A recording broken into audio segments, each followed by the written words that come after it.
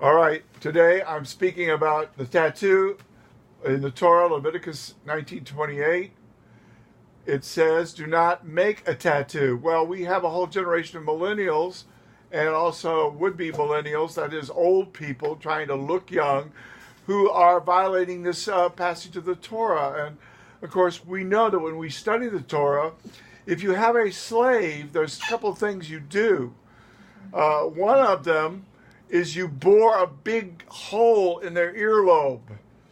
And of course, we know that Moses had to come on the scene because the Jews were slaves in Egypt, and Pharaoh would not let them go.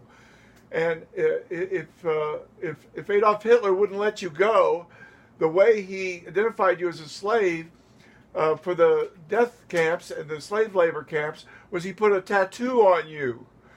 And then you were identified not just by the Star of David, the star that was put on your coat, but also the tattoo that was put on your arm.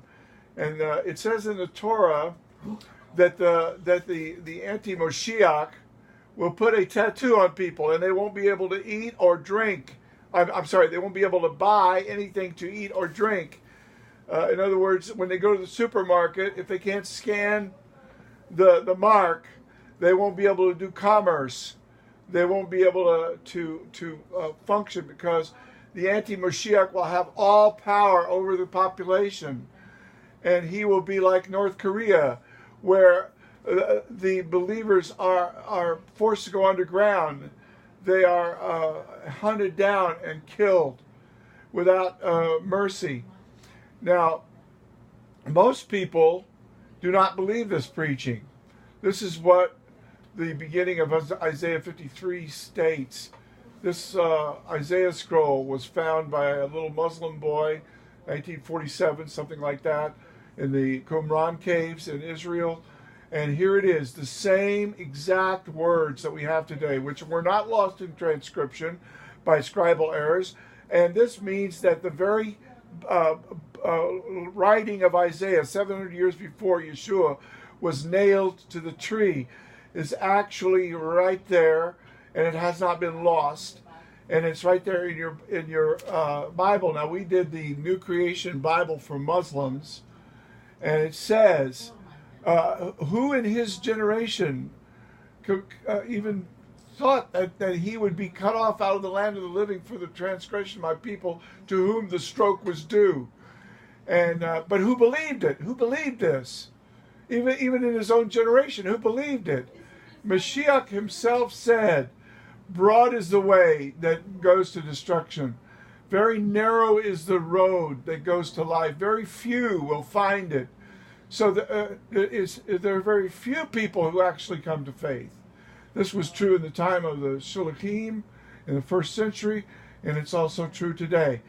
Most of the people are going down the road of slavery. Oh yes, the tattoo parlor will go, but don't give me organized religion. I won't go to your house of God. I don't want to hear anything about the Bible. I'm a millennial.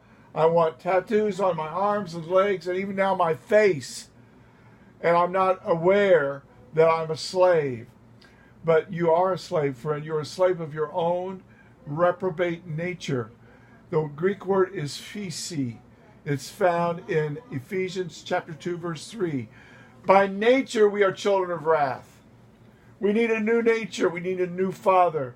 Abraham said, don't say you have Abraham as your father. That's what Yohanan of the Mikvah Mayim, we're talking about the Cohen prophet who made straight the way of the Lord.